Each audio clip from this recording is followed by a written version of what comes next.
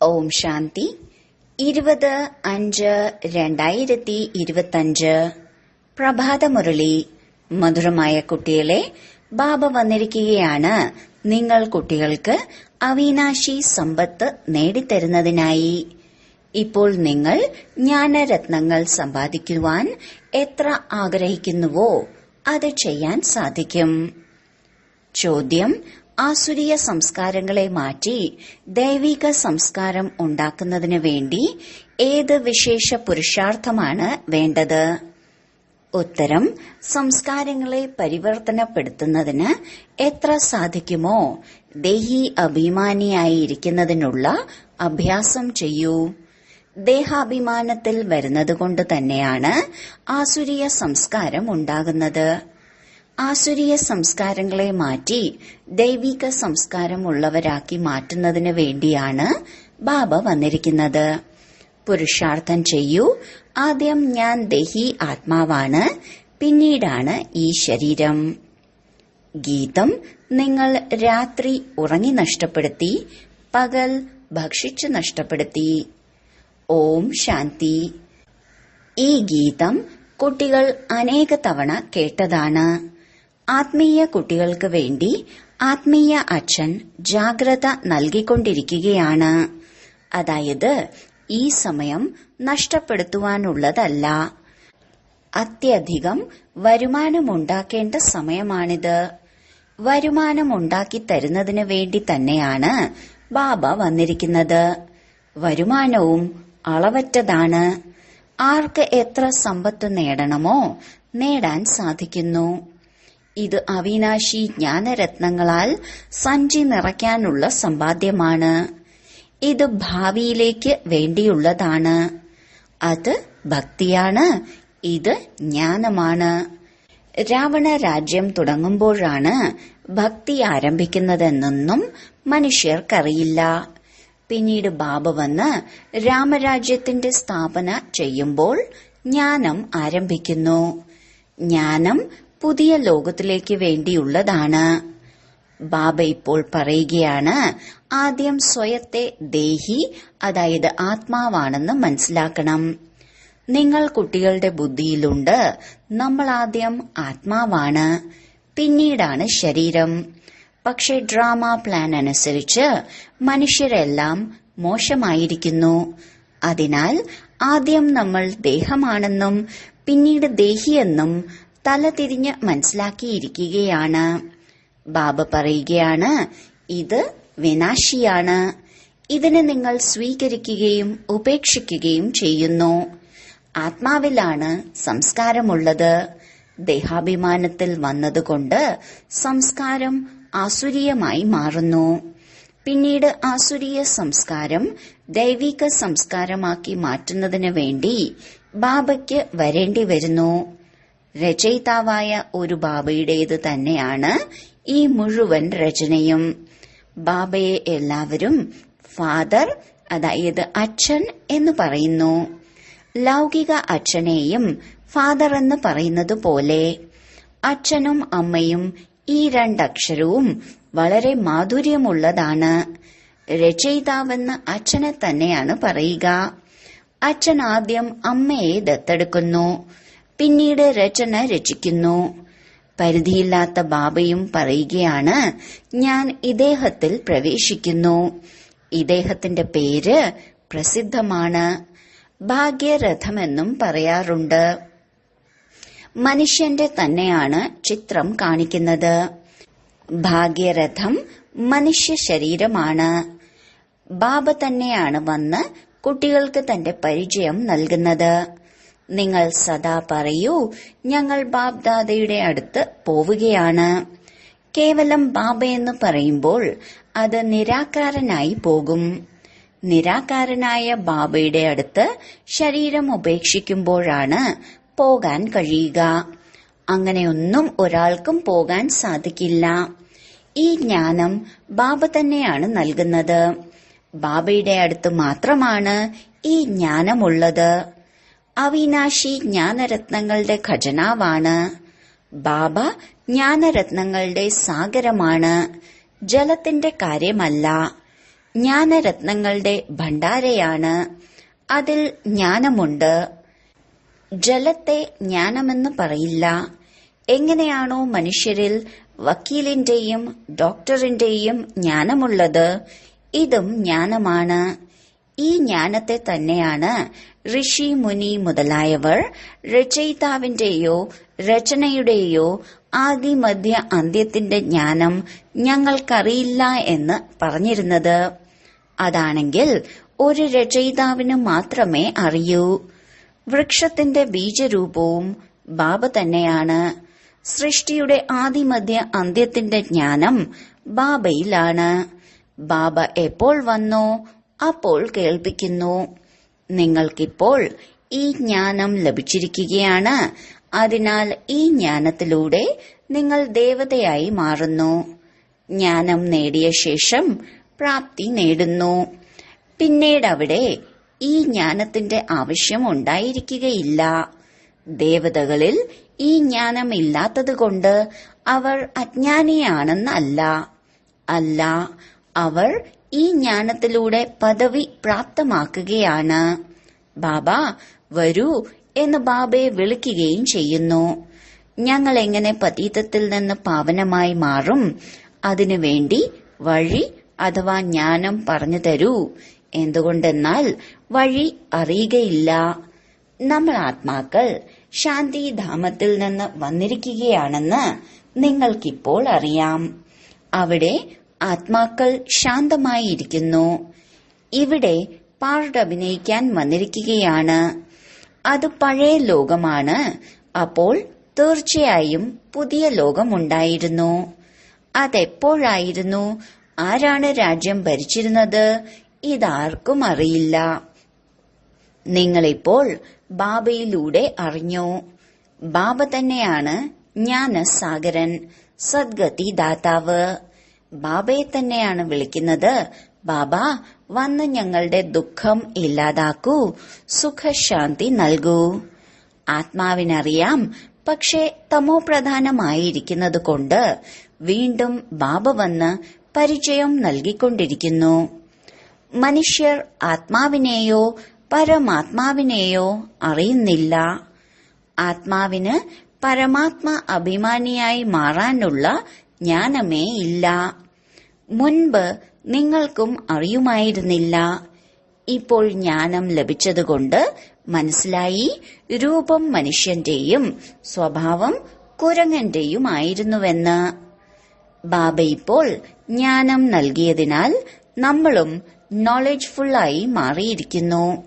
രചയിതാവിന്റെയും രചനയുടെയും ജ്ഞാനം ലഭിച്ചിരിക്കുന്നു. നിങ്ങൾക്കറിയാം, ഭഗവാൻ നമ്മെ പഠിപ്പിക്കുകയാണ്.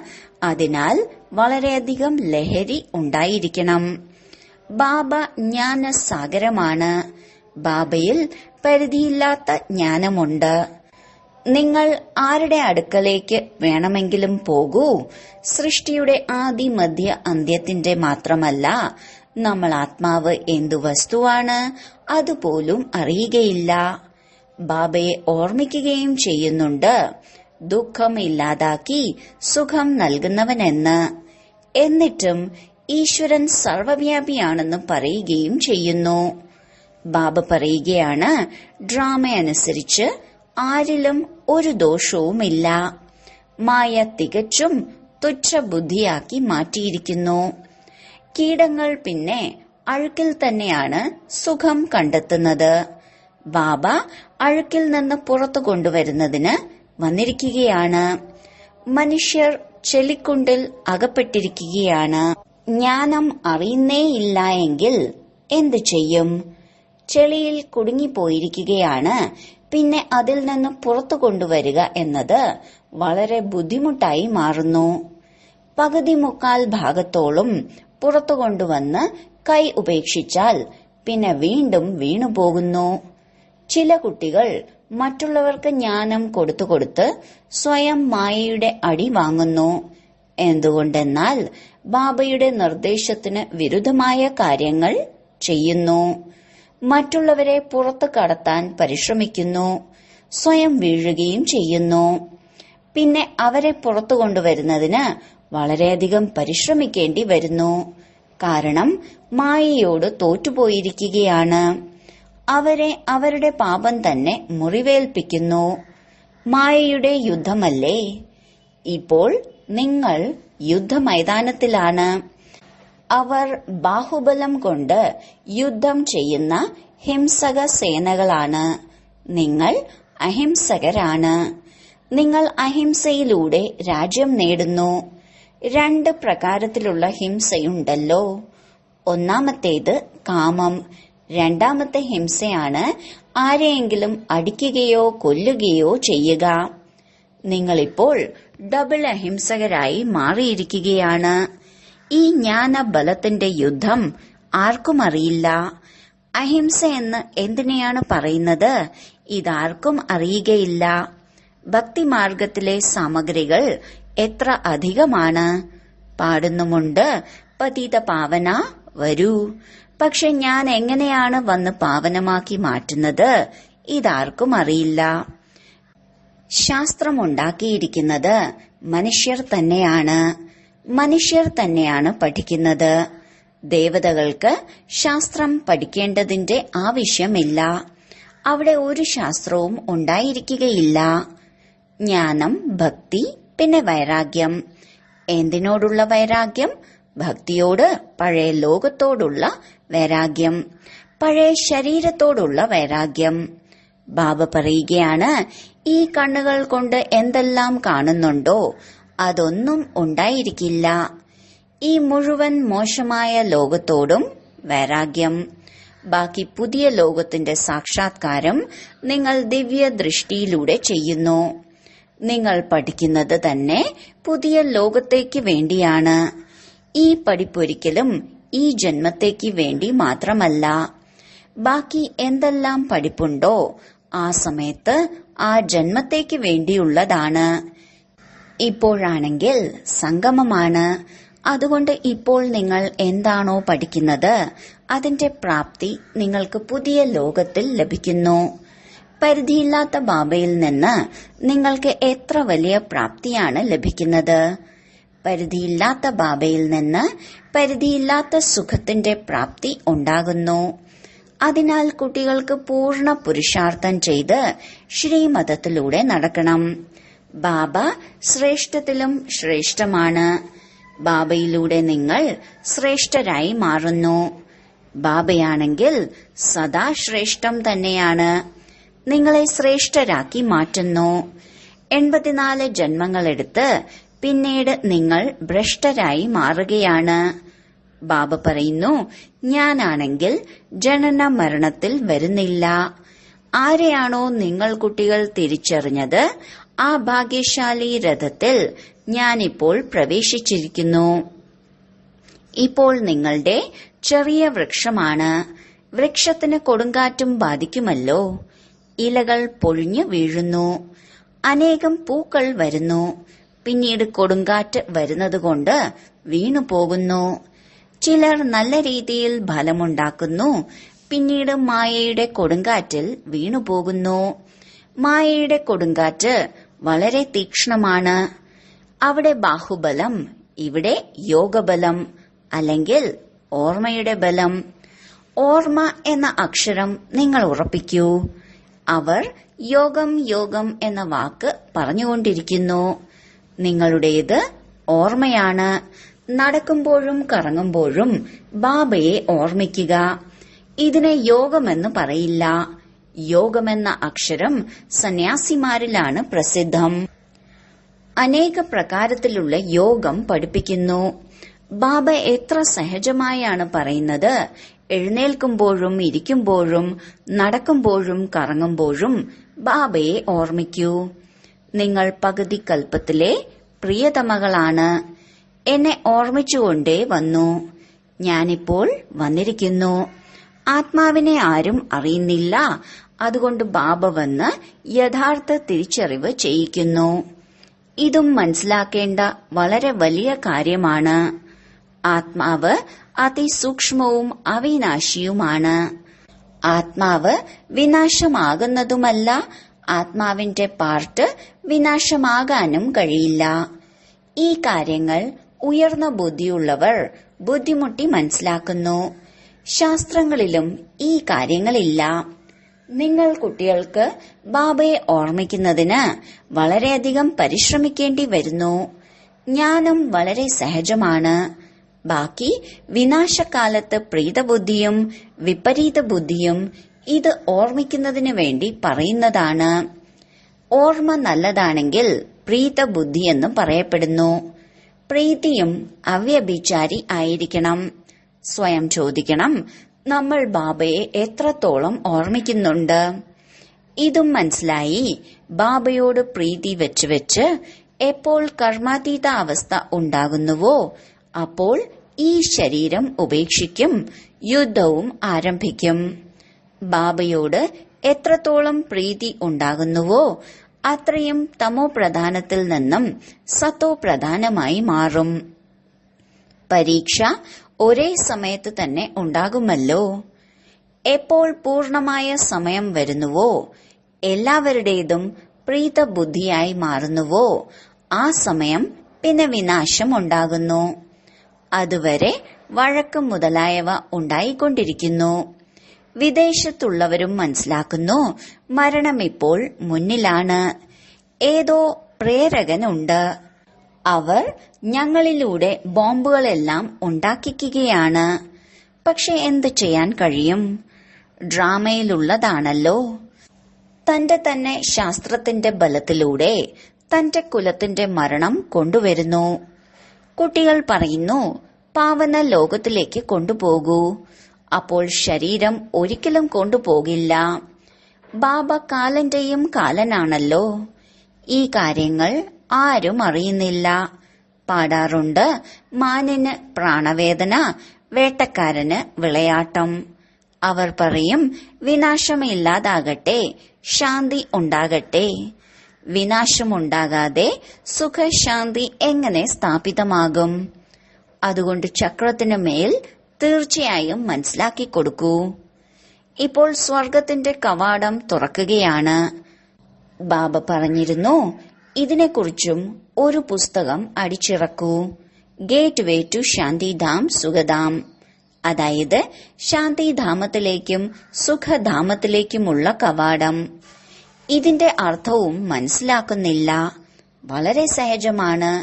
പക്ഷെ കോടിയിൽ ചിലർ വളരെ ബുദ്ധിമുട്ടി മനസ്സിലാക്കുന്നു. നിങ്ങൾക്ക് പ്രദർശിനി മുതലായവയിലൊന്നും ഒരിക്കലും നിരാശ ഉണ്ടാവരുത്. പ്രജ ഉണ്ടാക്കണമല്ലോ. ലക്ഷ്യം വളരെ വലുതാണ്. പരിശ്രമവും ഉണ്ടാവുന്നു. പരിശ്രമം ഓർമ്മയുടേതാണ്. അതിൽ തോൽവി ഒരുപാട് ഉണ്ടാകുന്നു. ഓർമ്മയും അവ്യഭിചാരി ആയിരിക്കണം. മായ ഇടയ്ക്കിടയ്ക്ക് മറപ്പിക്കുന്നു. പരിശ്രമമില്ലാതെ ഒരിക്കലും വിശ്വത്തിന്റെ അധികാരിയായി മാറാൻ സാധിക്കില്ല. പൂർണമായ പുരുഷാർത്ഥം ചെയ്യണം. നമ്മൾ സുഖധാമത്തിന്റെ അധികാരികളായിരുന്നു. അനേകം തവണ ചക്രം കറങ്ങി വന്നു. ഇപ്പോൾ ബാബയെ ഓർമ്മിക്കണം. മായ ഒരുപാട് വിഘ്നമിടുന്നു. ബാബയുടെ അടുത്ത് സേവനത്തിന്റെ വാർത്തയും വരുന്നുണ്ട്. ഇന്ന വിദ്വൽ സദസ്സിന് മനസ്സിലാക്കി കൊടുത്തു, ഇന്നിത് ചെയ്തു. ഡ്രാമയനുസരിച്ച് മാതാക്കളുടെ പേര് പ്രസിദ്ധമാകുക തന്നെ വേണം. നിങ്ങൾ കുട്ടികൾ ഈ ചിന്ത വയ്ക്കണം, മാതാക്കളെ മുന്നോട്ട് കൊണ്ടുവരണം. ഇതാണ് ചൈതന്യ ദിൽവാഡ ക്ഷേത്രം. നിങ്ങൾ ചൈതന്യമുള്ളവരായി മാറും. പിന്നീട് നിങ്ങൾ രാജ്യം ഭരിക്കും. ശരി, വളരെ കാലത്തെ വേർപാടിന് ശേഷം തിരിച്ചു കിട്ടിയ മധുരമധുരമായ കുട്ടികളെ പ്രതി മാതാവും പിതാവുമായ ബാബ്ദാദയുടെ സ്നേഹസ്മരണയും പുലർക്കാല വന്ദനവും. ആത്മീയ അച്ഛന്റെ ആത്മീയ കുട്ടികൾക്ക് നമസ്കാരം. ധാരണയ്ക്കുള്ള മുഖ്യസാരം: 1. ഒരു ബാബയോട് അവ്യഭിചാരി പ്രീതി വെച്ച് കർമാതീത അവസ്ഥ പ്രാപ്തമാക്കണം. ഈ പഴയ ദേഹത്തോടും പഴയ ലോകത്തോടും പരിധിയില്ലാത്ത വൈരാഗ്യം ഉണ്ടാകണം. 2. ഒരു കർത്തവ്യവും ബാബയുടെ നിർദ്ദേശത്തിന് വിരുദ്ധമായി ചെയ്യരുത്. യുദ്ധമൈതാനത്തിൽ ഒരിക്കലും തോൽവി അടയരുത്. ഡബിൾ അഹിംസകരായി മാറണം. വരദാനം: ശുഭഭാവനയിലൂടെ സേവനം ചെയ്യുന്ന ബാബയ്ക്ക് സമാനം അപകാരിക്കും ഉപകാരിയായി ഭവിക്കട്ടെ. ബാബ അപകാരിക്കും ഉപകാരം ചെയ്യുന്നതുപോലെ നിങ്ങളുടെ മുന്നിൽ വരുന്നത് എങ്ങനെയുള്ള ആത്മാവായാലും തന്റെ ദയാവൃത്തിയിലൂടെ ശുഭഭാവനയിലൂടെ അവരെ പരിവർത്തനമാക്കൂ. ഇതാണ് സത്യമായ സേവനം. സയൻസിൽ ഉള്ളവർ മണലിൽ കൃഷി ചെയ്യിക്കുന്നതുപോലെ സൈലൻസിന്റെ ശക്തിയിലൂടെ ദയാഹൃദയരായി അപകാരിക്കും ഉപകാരം ചെയ്ത് ഭൂമി പരിവർത്തനമാക്കൂ. എങ്ങനെയുള്ള ആത്മാവായാലും സ്വപരിവർത്തനത്തിലൂടെ ശുഭഭാവനയിലൂടെ പരിവർത്തനപ്പെടും. കാരണം ശുഭഭാവന തീർച്ചയായും സഫലത പ്രാപ്തമാക്കി തരും. സ്ലോഗൻ: ജ്ഞാനം സ്മരിക്കുന്നതാണ് സദാ ഹർഷിതമായിരിക്കുന്നതിന് ആധാരം. അവ്യക്ത സൂചന: ആത്മീയ റോയൽറ്റിയും പവിത്രതയുടെ വ്യക്തിത്വവും ധാരണ ചെയ്യൂ. മുഴുവൻ കൽപ്പത്തിൽ വേറെ ആർക്കും ബ്രാഹ്മണരായ നിങ്ങളുടേതുപോലെയുള്ള വ്യക്തിത്വം ഇല്ല. കാരണം ഏറ്റവും ഉയർന്ന പരമാത്മാവ് സ്വയം ഉണ്ടാക്കിയതാണ് നിങ്ങളുടെ വ്യക്തിത്വം. ഏറ്റവും ഉയർന്ന വ്യക്തിത്വമാണ് നിങ്ങളുടേത്. സ്വപ്നത്തിലും സങ്കല്പത്തിലും പോലും സമ്പൂർണ്ണ പവിത്രത. പവിത്രതയോടൊപ്പം മുഖത്തും ചലനത്തിലും ആത്മീയതയുടെ വ്യക്തിത്വമുണ്ട്. തന്റെ ഈ വ്യക്തിത്വത്തിൽ സദാ സ്ഥിതി ചെയ്യുമ്പോൾ സേവനം സ്വതവേ നടക്കും. ഓം ശാന്തി.